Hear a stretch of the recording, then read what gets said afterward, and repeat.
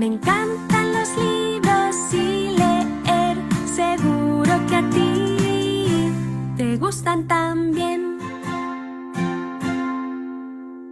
Abre un libro, ponte a leer, pronto empezarás a entender cuántas historias por descubrir, para ti o para compartir. Me encantan los libros y leer, seguro que a ti te gustan también.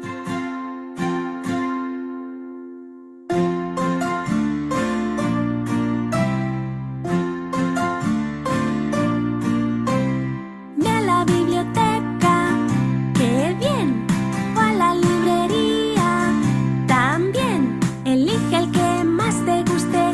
Ahora sí, ¿cuántos libros hay para ti? Me encantan los libros y leer, seguro que a ti te gustan también.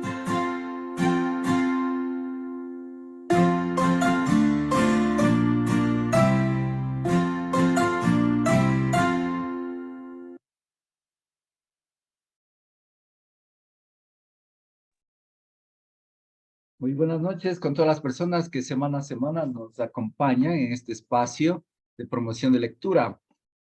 Hoy recibimos con emoción a Andrea Carrillo nuevamente. La vez anterior quedó un tema planteado y hoy lo vamos a tomar en cuenta. Andrea es máster en Ciencia Política por la Universidad Autónoma de Barcelona, licenciada en Comunicación por la Pontificia Universidad Católica del Ecuador, coordinadora de Lo que Leo en Santillana, docente en investigación y redacción académica para la Universidad de las Américas, UDLA, editora y correctora para editoriales y fundaciones. Así que bienvenida, Andrea. Nuevamente, gracias por estar con nosotros. Muchísimas gracias, Jaime, y muchas gracias a Unicornio Multicolor por darme este espacio. Saludamos a las personas que están conectadas aquí en el Zoom, en la sala de Zoom, y también a través del Facebook en vivo que nos siguen en Unicornio Multicolor, y quien también nos mirará en la grabación en el YouTube. Muy bien, siempre llega algún mensaje. Gracias. De la última vez que dialogamos, allí nos quedó una inquietud. Entonces comentaba Andrea que la cátedra en la universidad era esta de la distinción entre ficción y realidad. Así que quedamos con el gusanito. Yo fui uno de ellos. Otro fue Patricio, que hoy no se ha conectado. Esperemos que luego nos mira y nos escucha. Y también Luis, que hoy no puede estar, pero mandó un audio enviando el saludo y también dando su parecer sobre esto de ficción y realidad, que en tantas ocasiones se funden y no es fácil distinguirlo. Lo que años anteriores era ciencia ficción, hoy disfrutamos de una maravillosa realidad. Estoy a pensar a este autor, Julio Verne, sus viajes de la Tierra a la Luna, al centro de la Tierra, y etcétera, etcétera. Y otros más, ¿no? Así que bienvenida, Andrea. Muchísimas gracias, Jaime. Me alegra mucho que haya podido sembrar esta curiosidad, porque creo que la curiosidad es lo único que nos llama a seguir investigando, a seguir leyendo y por supuesto, a no quedarnos solo con las dudas planteadas. Así que mil gracias. Para hablar sobre la ficción y la no ficción, sí, para los que no nos habían escuchado, yo había comentado en la anterior ocasión que dentro de mi cátedra, una de las primeras, digamos, distinciones que tenemos que hacer bueno, yo doy investigación y textos académicos, ¿no? La materia está pensada básicamente para que los estudiantes a futuro sean capaces de investigar. En teoría, la investigación es la exploración del mundo real, del mundo que está ahí, del mundo que se puede percibir, del mundo que se puede cuantificar y cualificar. Es decir, un mundo que se lo puede entender en datos, que se lo puede entender además a través de observaciones, por ejemplo. Pero antes de entender ese mundo, sí, en la Universidad de las Américas, en el primer progreso, lo que hacemos es hablar de tipología textual, es decir, distinguir estos textos que son de ficción y de no ficción. Y ahí es donde los chicos tienen gran dificultad. Y los entiendo porque el mundo es difícil de entender sin la ficción. ¿A qué me voy? A ver, comencemos desde los textos de no ficción. Los textos de no ficción básicamente son, por ejemplo, los artículos científicos. ¿Por qué se supone que son de no ficción? Porque siguen un método científico. Y el método científico básicamente es un sistema, está estandarizado. Entonces, si tú sigues todos los pasos, el resultado es científico. ¿Qué significa esto?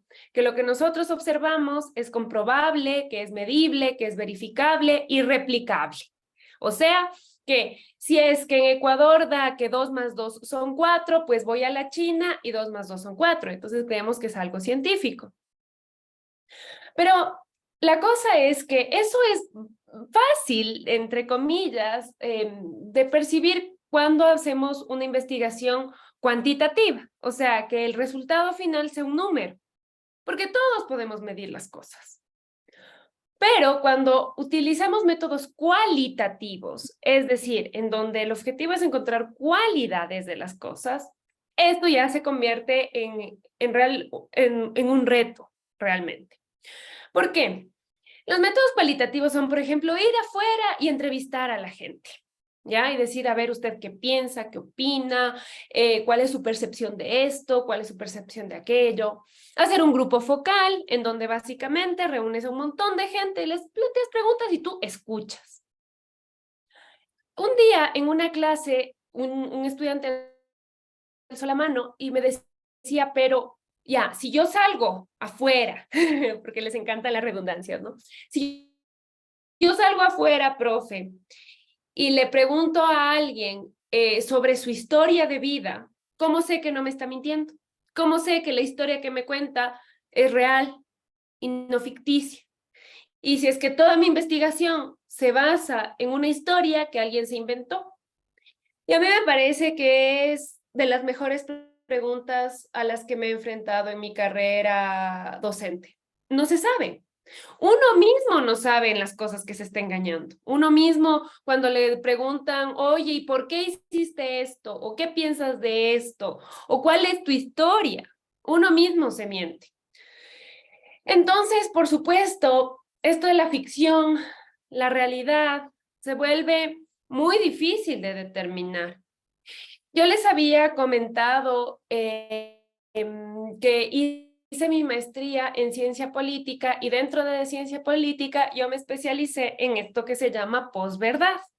Posverdad es la idea de que estamos en una época en la que no nos interesa la verdad. A nosotros como ciudadanos del mundo, ciudadanos ecuatorianos, no nos interesa la verdad. Les escuchamos a los políticos y ya casi como que decimos, no hay que creerles y punto. O sea, ya no nos interesa si nos están mintiendo, si nos están diciendo la verdad, solo no les creemos. Estamos súper desencantados, ¿no? Con la situación. Y esto tiene una explicación clara en que ahora nosotros creemos que los políticos tienen derecho a mentirnos. Básicamente es eso. Antes nosotros pedíamos que los políticos no nos mientan, sino que nos cuenten las cosas como son. Ahora les permitimos mentirnos. O sea, por defecto decimos, nos pueden mentir, lo van a hacer y yo se los voy a permitir porque todos los políticos mienten. Entonces, ahí también se está generando esta idea de la ficción. O sea, ¿cuántas cosas son inventadas de parte de los políticos? ¿Y cuántas cosas son reales? Y entonces surgió algo súper chévere en la política, que no sé si ustedes lo vieron. Hay un hashtag incluso en la plataforma X, antes Twitter, que se llama hashtag dato mata relato, que es algo que nunca antes se había visto. Es decir, pedir datos para ver si es que así podemos comprobar lo que nos están diciendo, porque ya sentimos que todo el mundo solo nos está contando cositas y no nos está diciendo la verdad. O sea, no hay este acercamiento a la realidad, sino que todos son historias. Este hashtag dato mata relato es algo que nos está moviendo mucho en la política, pero también en la narrativa. Los políticos, por ejemplo, ahora se entrenan en contar historias. O sea, algo que nunca se había visto. Hay, dentro de la ciencia política, hay una especialidad que es el storytelling. Storytelling en español es contar historias, literal. Y la idea es saber combinar datos con sentimientos. Entonces, irle viendo así al político superhumano, súper diferente, hiper cercano, porque siente. Antes veíamos a los políticos así como estas figuras de autoridad y poder que son capaces de hacerlo todo. Ahora no, queremos más bien que nos cuente cómo se sintió. Eso también es el storytelling. Pero claro, en este storytelling, ¿cuánta verdad nos están diciendo? ¿Cuántos datos nos dan versus cuántas historias nos cuentan? Porque es muy diferente. Una cosa es que un político te diga el 60%, o bueno, los datos así que existen, el 30% de los jóvenes ecuatorianos tienen trabajo, el otro 70% no tiene trabajo digno. Eso es un dato. Eso, por ejemplo, ese datito, ese es no ficción. O sea, si es que yo contrato a la empresa A para que me haga la encuesta y contrato a la empresa B y contrato a la empresa C, tendrán resultados muy similares. Si es que lo hicieron bajo el método científico, resultados súper similares, eso podemos decir que es real. Pero, en cambio, si es que detrás de eso me cuentan la historia de Pepito y de Panchito y de tal y cual y no me dan ningún dato, yo podría creer que es verdad, que existe Pepito, que existe Panchito, pero no sabemos si existe. Porque es una construcción de personaje. Es decir, yo creo que ahora los límites entre ficción y no ficción se vuelven hiperdifusos. Veamos los noticieros. En teoría, una noticia es un texto no ficcional, es decir, percibe la realidad. Punto. Pero luego vemos que cuando hay un terremoto, siempre sale un periodista haciendo un poema de la naturaleza y cómo la madre naturaleza es capaz de mostrar su furia. Entonces, es como estos periodistas que le ponen personificaciones y que nos cuentan realmente una historia a partir de un hecho. Entonces, ¿qué tanto es cierto que la Pachamama vino a reclamar su territorio versus decirme en este lugar que es que gestión de riesgos determina que es quebrada y por lo tanto nadie debió construir aquí y por eso pasó lo que pasó? O sea, ¿qué tan diferente es la percepción de la información que estamos recibiendo cuando es un poema versus cuando me cuentan un dato? ¿Y qué queremos nosotros, no? Porque el mundo debería ser entendido a través de los datos, pero ahora nosotros solo estamos acostumbrados a percibir el mundo a través de las historias, porque incluso nos cansa recibir un dato. Si a mí alguien me viene a decir, el 24% de las mujeres han tenido que disminuir su carga laboral para atender a los hijos. Es que nadie se acuerda del porcentaje que acabo de decir.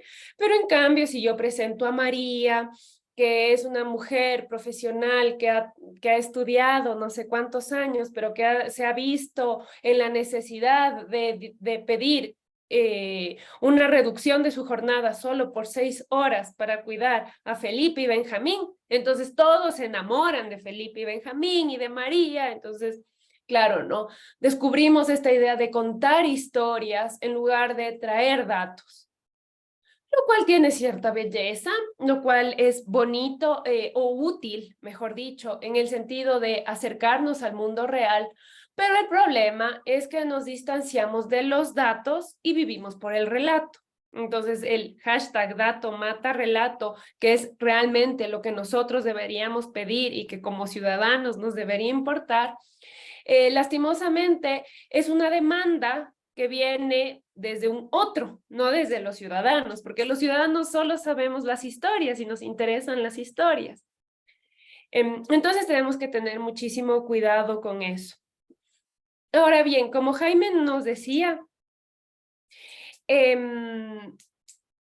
justo en este audio que mandó uno de sus colaboradores, decía que es importante hablar de este tema también en cuestiones de historia, porque los datos o la construcción de los datos nos permite entender nuestra historia y luego si entendemos la historia no la repetiríamos porque entenderíamos lo que pasó. Eso es verdad, pero es gracioso porque lo que sucede aquí es que ahora se sabe que la historia está contada por quienes ganan. Es decir, no tenemos datos reales acerca de nada. Si es que vemos, por ejemplo, cuánta gente asistió a una manifestación, y eso se ve muchísimo en el país, dependiendo del medio, varían muchísimo los números. Dependiendo de la ideología, eres de izquierda, de derecha, y qué se estaba pidiendo en la protesta, pues entonces vamos a cambiar los datos. Entonces, claro, a la larga, ¿qué datos son certeros? ¿En qué datos nos podemos apoyar? ¿Y cuál es esta realidad de la que estamos hablando? Porque a la larga ya sabemos pues que nosotros percibimos el mundo dependiendo de nuestras circunstancias y de nuestros conocimientos previos. Entonces, es como que nuestra mente va construyendo en sí misma historias permanentemente a través de los datos que recibimos. Y ahí es cuando surge como esta, ¿qué sería? Esta ruptura entre qué está pasando en realidad y qué es lo que nosotros, y qué es lo que a nosotros nos cuenta. Aquí estaría entonces la interpretación de los datos. Es el ser humano el que interpreta los datos. Ahora, Sí, exacto. cómo interpretar de una manera correcta? Cómo los datos, dependiendo de la perspectiva, de la ideología, de tantos factores, pueden ser usados a favor o en contra de ciertas ideas o de ciertos argumentos. Exactamente. Es decir, es chistoso porque cuando alguien dijo, ya tengo una idea cómo percibir el mundo, percibámoslo en datos y es que todo puede ser medible, porque realmente todo puede ser medible. Yo no sé si ustedes han visto, incluso ahora hay un test sobre la felicidad y la escala de la felicidad. Entonces es como algo tan abstracto como la felicidad puede medirse. O sea, puedes decir, tú eres feliz, 8. O sea, imagínense. Pero la cosa aquí y lo fundamental, de hecho, es eso, que la interpretación de los números, las escalas que nosotros estamos haciendo, tienen una intención. Todo tiene una intención. Yo siempre hago este ejercicio que me parece maravilloso, ¿no? Y es cuando decides hacer un promedio de cosas y cuando decides hacer la media de las cosas, porque a partir de eso todo cambia.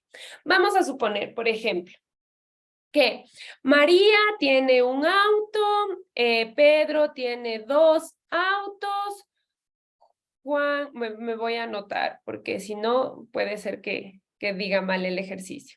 María tiene un auto, Pedro tiene 2 autos, Juan no tiene auto y Andrea tiene 4 autos, ¿ya?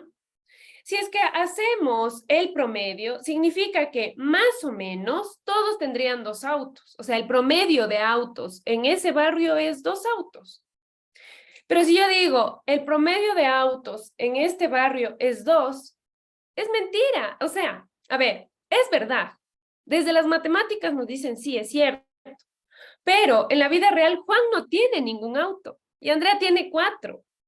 Entonces, no es tan cierto. ¿Por qué yo como investigador decidí hacer un promedio y no hablar de la moda? O sea, ¿cuál es el número que más se repite entre los que tienen auto? ¿Por qué? Porque el promedio es el factor que voy a considerar. Entonces, desde ahí ya vemos eso. Vemos que la interpretación de datos es una cosa también humana, que cada investigador decide cómo interpretar los datos. Había memes muy graciosos sobre la consulta popular que le hicieron a Lasso, por ejemplo, o sea, durante el periodo de Lasso. Y decían que Lasso ha dicho, bueno, obtuvimos como que el 40% en esta pregunta de sí y 30% en esta otra pregunta de sí, por lo tanto tengo una aprobación del 70%. Entonces, claro, a la larga es como, bueno, como tú quieras medirlo, como tú quieras interpretarlo, Y sí, desde el hecho de que todo cruza por una intención, ya sabemos que los relatos van a ser diferentes. Muy bien, vamos a aprovechar allí la pausa de Andrea para pedir que nos comenten, a ver si quieren participar. Oscar, Alba, Milton, Fiore, Maribel, adelante. Podemos participar e intervenir también. Estamos con este fabuloso y grandioso tema, ficción, no ficción. ¿Qué nos dice Oscar? Hola, buenas noches. Sí, he estado escuchando atentamente cómo también los datos pueden ser ficcionados de acuerdo a los intereses de quien quiere interpretarlos y de quien quiere proyectarlos e interpretarlos. Una cosa que me gustó mucho de lo que dijo Andrea es que en el tema de los datos históricos, por ejemplo, sí, ahí están los datos que nosotros hemos recibido mientras hemos estudiado, pero al final esos datos, ¿desde qué lado son dichos? ¿Desde qué lado son escritos? Y normalmente son los vencedores los que relatan la historia.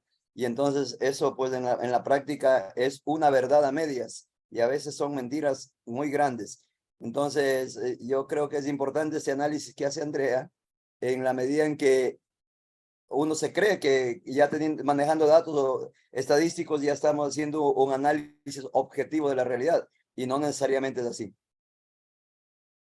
Gracias, Oscar. Gracias. Aquí viene el factor humano.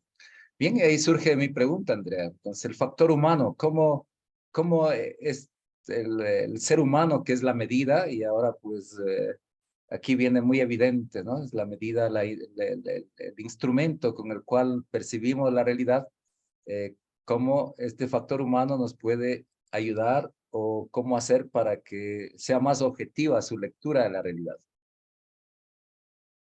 Bueno, yo creo que no es posible. Es decir, no hay manera. De hecho, hay una nueva corriente en investigación que es básicamente declarar, antes los investigadores, y no sé si a ustedes les ha pasado o no, que en estos artículos científicos es todo como hay que usar hasta el verbo impersonal. Se hizo, se investigó, se recolectaron datos de estas fuentes, así, porque la idea era pensar que el investigador estaba lejos, estaba fuera, era un mero observador, así como si es que el mundo estuviera en una pecera y el investigador, este ser superior que domina el método científico, solo va, mira las cosas, recolecta datitos y se va a tabular sus datitos lejos y cero que le influye nada más. Eso no pasa. O sea, en realidad es como, bueno, tú como estadista, por ejemplo, ¿qué estás viendo? Versus tú como sociólogo, ¿qué estás viendo en el fenómeno? Entonces, ahora hay una nueva corriente que es declarar quién es el investigador para que sepan desde qué postura está hablando. Es decir, lo mismo, un hombre que recolecta los datos versus una mujer que recolecta los datos, tal vez se fijen cosas diferentes y solo porque su historia le delata. O sea, nuestra historia nos delata a todos. Hay cosas que nosotros damos por sentado porque ha sido así siempre. Mientras que hay otras que para otros llaman la atención. Yo me acuerdo que, por ejemplo, yo tenía un profesor de física que era profesor en colegio fiscal y en colegio particular. Y nos decía, pueden, en una clase, alguien alza la mano y dice, profe, ¿puedo presentar el trabajo hecho a compu? Y el profesor dijo, ¿ustedes tienen computadoras en las casas? Pero era así como que nunca hubiera pensado que alguien tenía una computadora personal en casa. Claro, esto digo cuando yo estudiaba en el colegio. Entonces, claro, las computadoras a la larga no es como ahorita que sí, puede ser que los hogares tengan al menos una computadora. Era mucho tiempo atrás. Entonces el profesor era, pero de verdad, así como alcen la mano. ¿Quién tiene compu? ¿Quién puede hacer?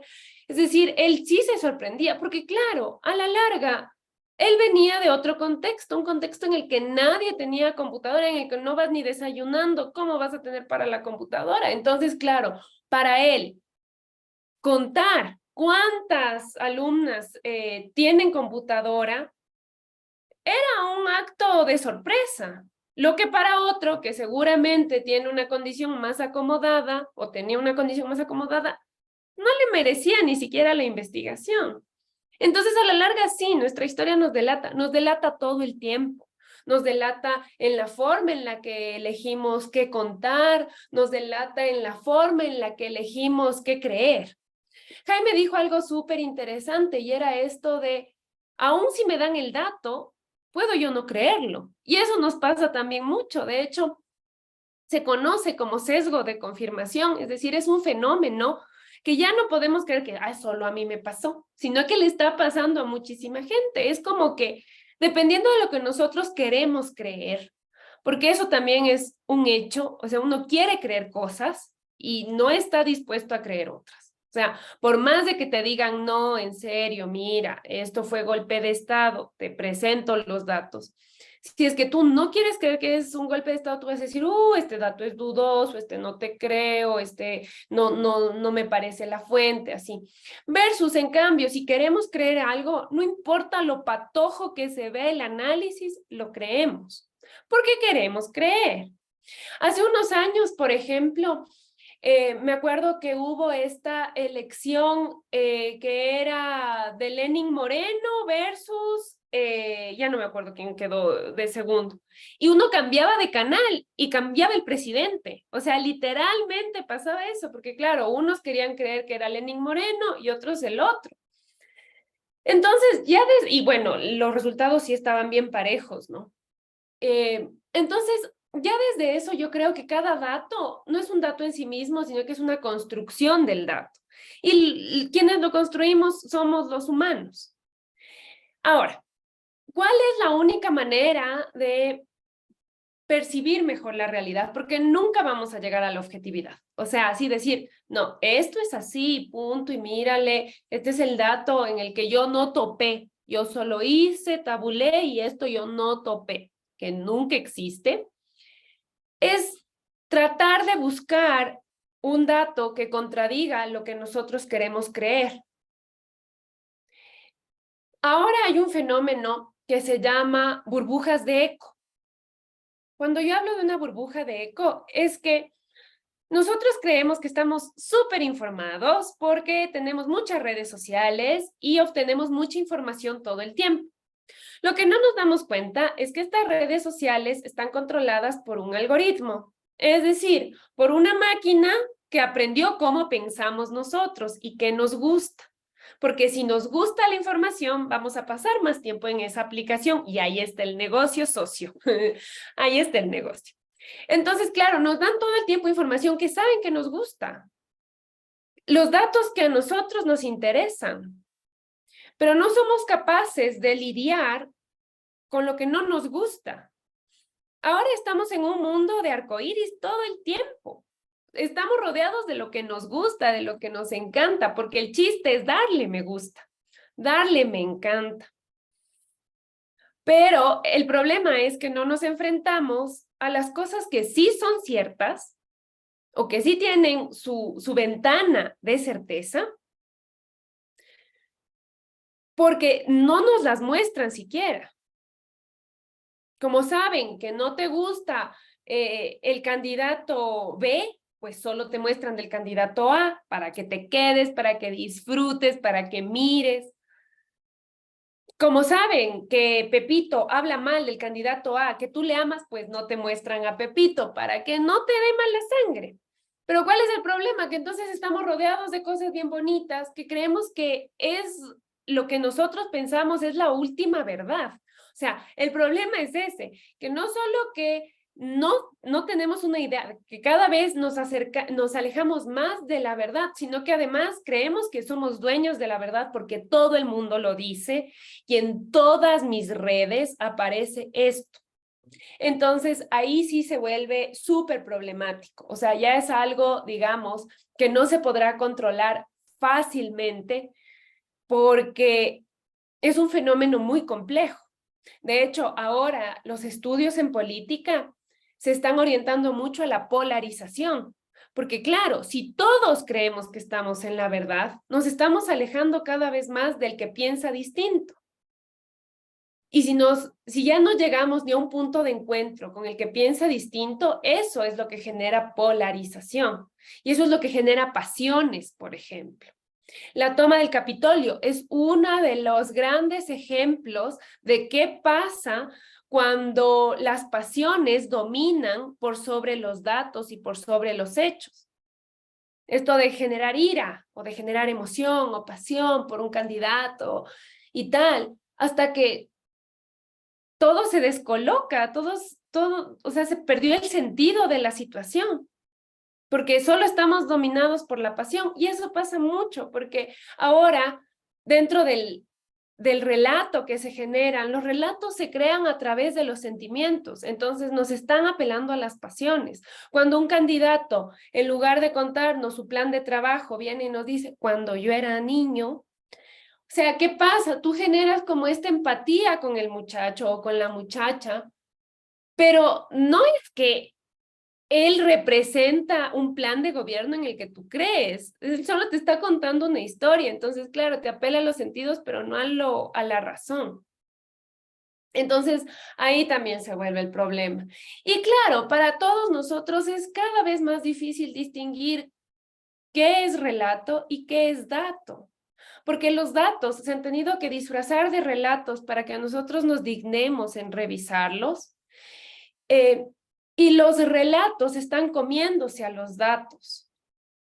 Porque les tenemos miedo. O sea, desde pequeños nos han metido la idea de las matemáticas, qué difíciles que son, o sea, todo el tiempo los datos han tenido como su respeto, pero como eso lejano, grande, que solo algunos lo entenderán. Entonces le tenemos miedo a los datos, porque son datos numéricos normalmente, y preferimos el relato, porque decimos con esto sí entiendo y así. Porque es lo mismo que yo decía, ¿no? No tengo una respuesta para eso. Dime si te puedo ayudar con otra cosa. Perdón, se me activó Siri. Ya Ahí ven, tenemos. nos estaban escuchando. Y no tiene una respuesta, porque es verdad, no hay respuestas para esto. Yo les había dicho en la anterior conversación que habíamos tenido que el universo no está hecho de átomos, está hecho de historias. Todos nosotros, una buena conversación es cuando te tengo que contar algo. Entonces te cuentan una historia. Nosotros estamos como muy abiertos a escuchar historias. A eso vamos, eso buscamos. Es un buen día cuando llegas a casa y cuando te dicen, ¿qué tal te fue? Tú dices, te cuento. Entonces te cuentan qué pasó con tu compañera, qué pasó con tu jefa, qué pasó contigo y tal. Entonces buscamos, anhelamos esos relatos. Y en esta búsqueda de los relatos, cada vez los datos se están volviendo más y más y más pequeños. Entonces, claro, a la larga, estas barreras, ficción, no ficción, se están volviendo como tan difíciles de separar. Y nosotros cada vez estamos tan cansados que no son, o sea, porque realmente ahora vivir es muy cansado, es decir, tener que trabajar, salir, el tráfico, todo, es tan cansado que ni siquiera somos capaces de ponernos a pensar de las historias que he escuchado hoy. ¿Cuáles son datos y cuáles son opiniones? O relatos, o sentimientos.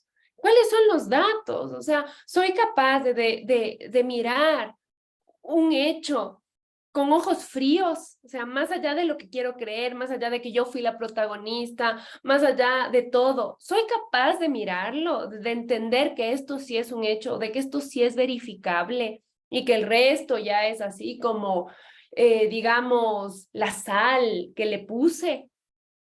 Y cada vez se vuelve más difícil. Por eso yo pienso que lo mismo para los estudiantes y para las nuevas generaciones, cada vez es más problemático encontrar el dato. Porque estamos así como muy llamados a encontrar el relato. El relato es fácil, es chévere, es con lo que te quedas, es lo que te saca risas, es lo que quieres compartir. Los datos son estos datos que parecen fríos, fuera de lugar, que además angustian porque los datos en Ecuador son terribles, todo está mal, entonces como mejor ni veo. Y en cambio los relatos son los chéveres, entonces, claro, eso vuelve como más difícil encontrar esto, qué es ficción, qué es realidad. Las emociones y los datos. Muy bien, Andrea. Yo quisiera pues darle un giro a nuestra conversación, ¿no? Ahora, también la ficción ha ayudado al desarrollo en la realidad. Entonces, estoy a pensar en la ciencia ficción, lo que personas visionarias en el pasado tuvieron ideas y todo, y que en su momento todavía no era posible, pero en su imaginación ya había este deseo de progreso, digamos así. En el audio que mandó Luis, allí decía, ¿no? Años atrás, tantos años atrás, una persona imaginó volar y hoy volamos. Una persona pensó sumergirse en el agua y es posible hoy los submarinos y así por el estilo. Entonces también la ficción nos puede ayudar a progresar. Entonces, sí, por ahí podríamos ir a ver si Claro que sí. A ver, bueno, la creación, la innovación. estoy completamente de acuerdo y muchísimas gracias por este giro, porque sí, evidentemente yo estaba así de lado, no, es que los datos, y no es cierto tampoco, y me encanta. Les di muchas gracias. Bueno, la ficción no es solo la ciencia ficción. Obviamente sí es un género, pero no es solo la ciencia ficción. La ciencia ficción nos ha permitido imaginar estos mundos, que es el primer paso para la construcción de un nuevo mundo, ¿no? No sé, ustedes recordarán que cuando pasó lo de la pandemia, Orwell, el autor Orwell fue así como la mega venta, porque decían, miren, este visionario, él ya sabía todo lo que iba a pasar, wow, y bueno, tiene una visión súper negativa de la sociedad y del poder, y todos leyendo Orwell porque no queríamos ver las noticias, entonces mejor leemos Orwell y ya vamos a saber lo que va a pasar. Entonces sí, por ejemplo, desde ahí, desde la ficción, desde lo que parecían relatos post-apocalípticos, pues esos fueron los que vivimos en la pandemia. Y es bonito porque te acompaña, o sea, esa ficción, esa ciencia ficción, esos relatos te fueron acompañando durante algo que desconocías por completo, algo a lo que te enfrentaste y que no sabías que iba a pasar, algo que te sacó por completo de tu visión de futuro. Es decir, todos tenemos nuestra visión de futuro, todos tenemos nuestra agendita de mañana tengo esta reunión, me voy a ir a hacer esto, ya. Cuando todo eso se corta, ¿a quién recurres? A la ficción, porque ya no sabes pues cuál es la realidad, o sea, ya no hay el mañana. Cuando lo que tú conoces como el mañana ya no existe, por lo tanto, necesitamos esa ficción como para que nos dé un poco de estructura mientras encontramos el nuevo mañana. Entonces, sí, lo que decían Julio Verne, hablándonos de estas máquinas que para nosotros eran inimaginables, pero que alguien dijo, bueno, igual y es posible, miremos, veamos, y lo lograron. Entonces, sí, la ficción es maravillosa, pero, o sea, la ciencia ficción es maravillosa, pero la ficción también ha logrado cambios increíbles en la sociedad. Por ejemplo, y un caso de análisis de éxito en Ecuador es este de ¿qué será? La mascota de la vacunación, perdón, de la, o sea, que ahora se está utilizando para combatir los índices de desnutrición. O sea, cuando yo era pequeña, salió este personaje que era Máximo, este que salía cantando de yo soy Máximo, ya aquí estoy. Y ese pájaro les contaba a las mamás la importancia de la leche materna. Nunca una campaña tuvo tanto éxito como cuando alguien dijo, ¿y si hacemos una mascota que les cante a las mamás sobre la importancia de la leche materna? Fue tal el caso de éxito. Ojo, y Máximo ahora es el remake, o sea, es este pájaro ya 3D y todo, porque cuando yo era chiquita, el Máximo era un dibujito animado que salía salía a cantar cuando, por ejemplo, venían las brigadas de vacunación. Entonces, en lugar de decir, bueno, las vacunas te defienden y es obligación de todos que vengan a vacunar a sus niños de tal edad y que no sé qué. No, dijeron, pongamos de un pajarito a cantar y la gente se va a venir a vacunar. Y pasó. Salió en rima. Sí, tal cual. Es que Máximo cantaba. Y por ejemplo, eso es ficción, pues. O sea, se dieron cuenta de un dato terrible, que es la desnutrición, que es y lo mismo, o sea, científicamente hablando, determinaron la importancia de que la mamá de lactar a su hijo hasta cierto tiempo, pero en lugar de decir y mostrarte así, se ha determinado que el 80% de los infantes que toman leche materna tienen mejor desarrollo cognitivo. Nada, le pusieron a un pajarito a cantarte, que le alimentes a tu hijito, que así va a crecer fuerte. Precioso, o sea, precioso. Eso es ficción, o sea, sí, partieron de un dato, pero el dato lo desconocemos, o sea, no sabíamos cómo es que estaba Ecuador tan necesitado de Máximo para que nos cuente una historia que nos aliente en la vida real a hacer un cambio. Y tal fue digamos, el éxito de Máximo que ahora, años después, Máximo vuelve cuando los índices de desnutrición en Ecuador son alarmantes una vez más. A decir lo mismo de antes, así como la leche materna y no sé qué. O sea, tal cual, porque es lo mismo. Es decir, cómo construir una historia para que para que la vida de la gente cambie. ¿Cómo construyo algo para que haya un cambio en la vida real? Entonces, me parece que eso también es bellísimo. Y Ahí que la está la ficción, imaginación. Ahí sí, está o la sea, imaginación para crear. claro, es la imaginación, es la innovación y es el deseo también de acercarnos, ¿no? Porque es lo que les comentaba, los datos son fríos, pero las historias son cálidas. Nosotros entendemos la historia. Entonces, eso es la belleza. Es como ahora que nos dicen, bueno, si quieres generar empatía con tu público, comienza con una historia. Ya no solo cuentes las cosas, cuenta la historia detrás de las cosas.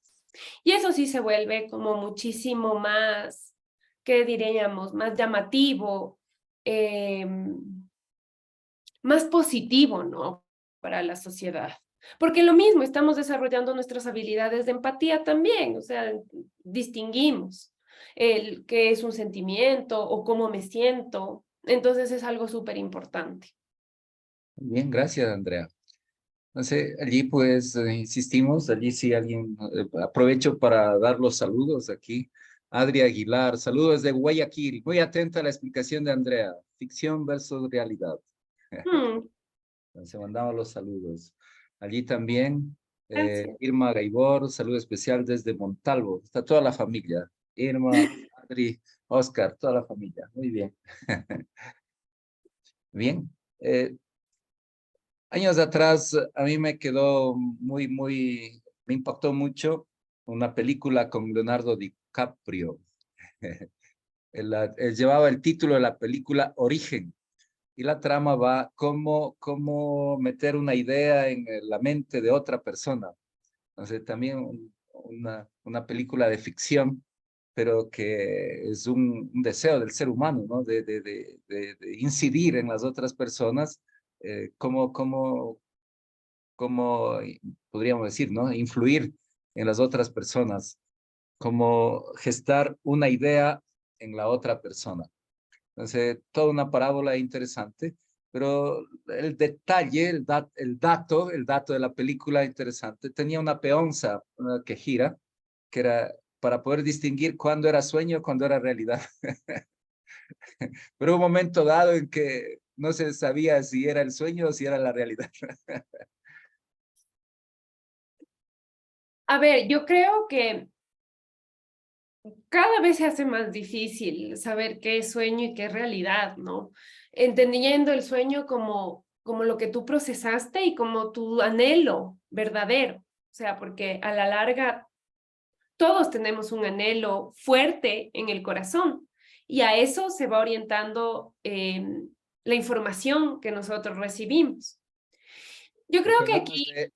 aquí podría lo que se habla de la escucha selectiva, también una información selectiva. Exactamente, nosotros queremos seleccionar, queremos creer, punto. No importa, digamos, yo creo que a veces no estamos tan preparados para la verdad porque nos rompe, ¿ya? Porque cuando vemos la verdad es como cuando todas las piezas calzan y te das cuenta de que estabas en un error. Es lo más difícil que puedes tener que vivir, porque entonces significa que tienes que cambiar algo fuerte. Hay historias que hablan sobre eso. O sea, ahí la ficción también nos acompaña, así como en el descubrimiento, ¿no? Pero aquí lo importante, y yo creo que sí es fundamental que nosotros nos demos cuenta, es que, por ejemplo, las redes sociales saben en tu nivel de influenciabilidad, o sea, qué tan influenciable eres. Las redes sociales lo saben. ¿Cómo? Porque lo determinan a través de las cuentas que tú sigues, de tu comportamiento, de las cosas que dices, sobre todo del comportamiento, ¿ya? En Estados Unidos, lo que hicieron, este caso es icónico, nosotros sabemos cuál fue el escándalo de Cambridge Analytica. Cambridge Analytica lo que hizo fue comprar los datos a Facebook de las cuentas de Estados Unidos y dicen que debido a esta compra de datos es que Donald Trump ganó las elecciones, porque lo que hicieron fue a partir de estos datos, determinar quiénes son las personas más influenciables y a esas personas enviarles información selectiva.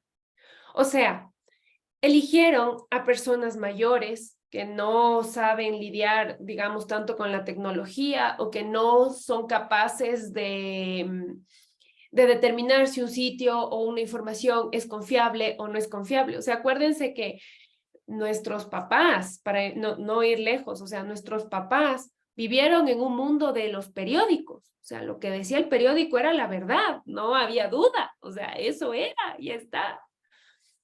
Para ellos era muchísimo más fácil, es lo que digan las noticias. Las noticias tienen la verdad, los señores periodistas salieron, lo vieron y lo están reportando. Ahora nosotros somos los que dudamos y decimos, no sé, sospechoso, porque está enfocando solo para un lado, me parece. Mira, esta otra, este otro medio dice esto que está bien diferente a lo que dice el medio tradicional. Entonces determinaron quiénes en Cambridge Analytica, a partir de estos datos, determinó quiénes eran estas personas influenciables y les dotó de un montón de información que hizo que Trump fuera su candidato y que voten, además. Bueno, en Estados Unidos hay dos pasos. Primero, o sea, incentivarles a que voten, porque ahí el voto es facultativo, entonces incentivarles a que voten y luego a que voten por Trump. Y claro, hicieron un análisis y la información volaba por redes que eran muy difíciles de rastrear, o sea, por ejemplo, por grupos de Facebook, grupos, en teoría, Facebook no tiene pues un control específico, o por WhatsApp, que ya ahí sí se descontroló, o sea, con la idea del cifrado de extremo a extremo, lo que nos da es, digamos, nuestra seguridad de que nuestras conversaciones no están siendo leídas, pero evidentemente, ¿qué tipo de información nos estamos pasando? ¿Qué tipo de información estamos reenviando? Por ejemplo, si nos damos cuenta, y esto es súper interesante, ¿no? Hay como una lógica en todas las aplicaciones que se van generando. No sé si se han percatado que hace un tiempo sale reenviado muchas veces. Solo para que sepas que no es la persona que te lo está enviando quien creó el contenido, sino que te lo está reenviando y que alguien más fue quien lo creó. ¿Por qué? Porque significa que esto es un mensaje en cadena, pues. Entonces los mensajes en cadena hay que leerlos con pinzas. Pero nosotros no nos damos cuenta de eso, pues. O sea, es como que no, es que mi papi me está diciendo que es así, mi amigo de la infancia me está diciendo que es así, entonces les creemos. Entonces, ahí también viene como nuestra parte, ¿no? O sea, ¿qué tan influenciables estamos siendo? Y yo creo que una forma de quitarnos el ser influenciables es leyendo, pero leyendo no solo lo que nos gusta leer, no solo con quienes comulgamos, digamos, sino justamente la otra parte, o sea, la parte que nos molesta, que nos da fulir, así que uno dice, ay, esto ha de ser mentira, ¿qué va a ser? Eso hace la diferencia, porque quieras o no, si cada día lees una noticia en la que te moleste, por lo menos estás alimentando la parte crítica de tu ser.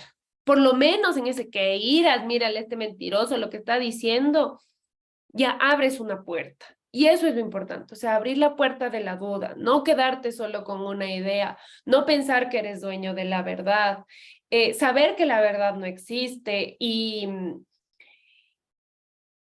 saber además que los relatos no son datos, pero que los relatos pudieron haber surgido de datos. Entonces, investigar ese dato. Yo creo que esto es una, digamos, una tarea muy difícil, porque estamos cansados. O sea, hay que partir de eso. La vida está muy difícil, o sea, el vivir día a día es difícil como para llegar a la casa a contrastar hechos. O sea, no vamos a hacerlo. Pero por lo menos seguir una cuentita, 2 cuentitas, leerse una noticia que moleste, ver a un amigo que te incomoda, porque hay, o sea, hay formas. Y creo que eso sí es como, ahí sí vamos a tener como una percepción mucho más acertada de la realidad. Muy bien. Ver las fuentes. Aquí yo me quedo con esto, ¿no? Verificar las fuentes y luego contrastar. Y también tener el valor, la valentía de la noticia contraria, la información contraria, la información que no nos gusta y que nos molesta, ya que los algoritmos de las redes sociales nos alimentan solamente aquello que nos gusta. Ahí vamos. Muy bien, Andrea, muchísimas gracias.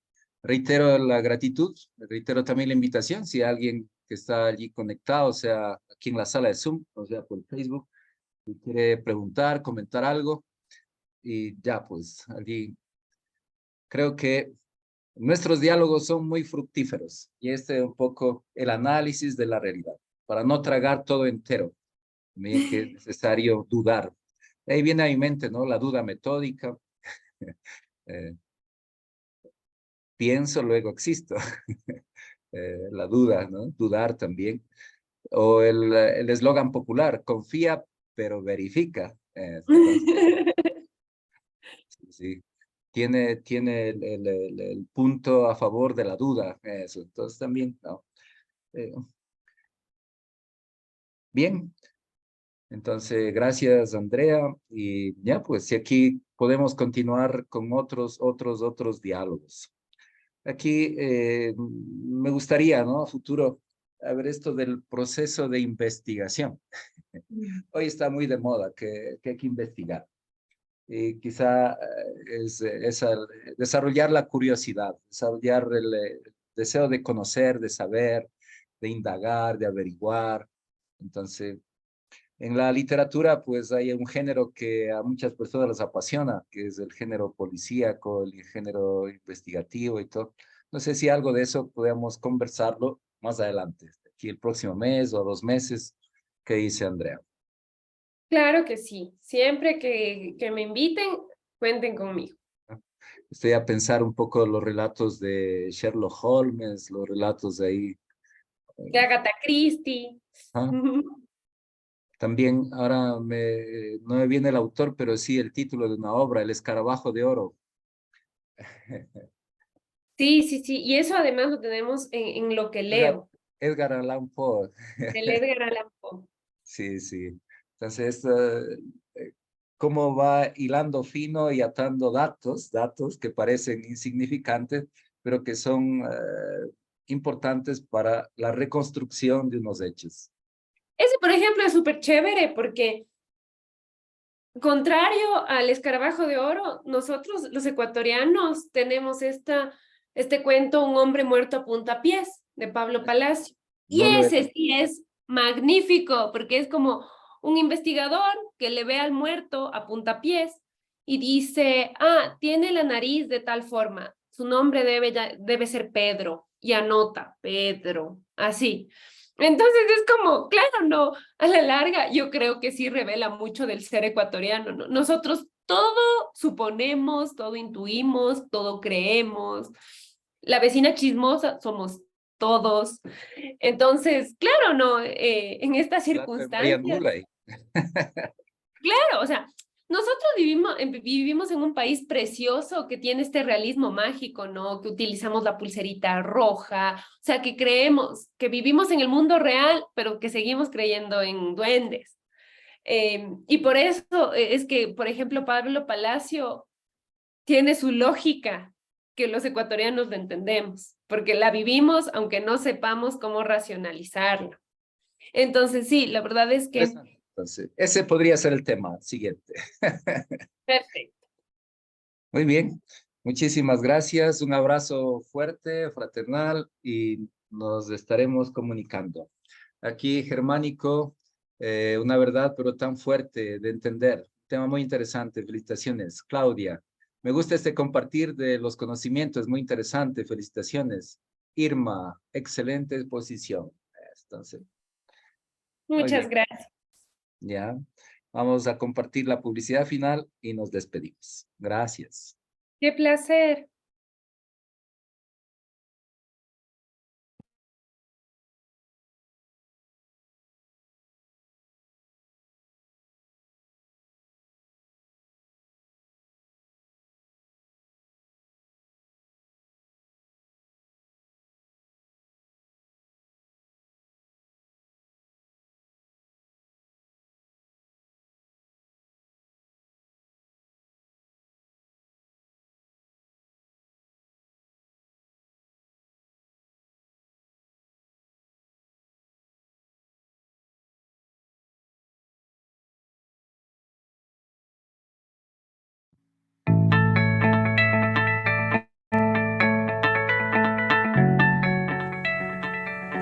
Unicornio Multicolor.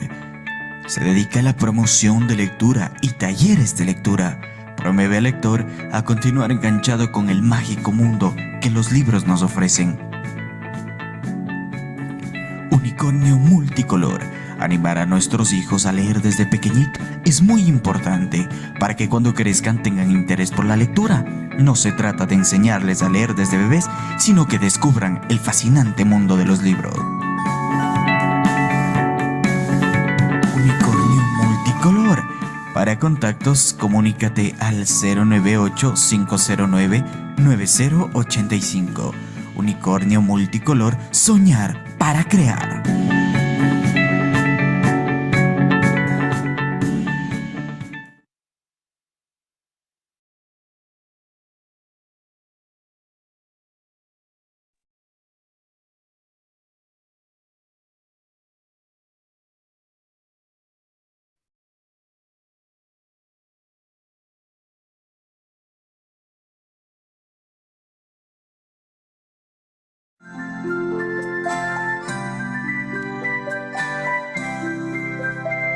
Colorín colorado, este cuento se ha acabado.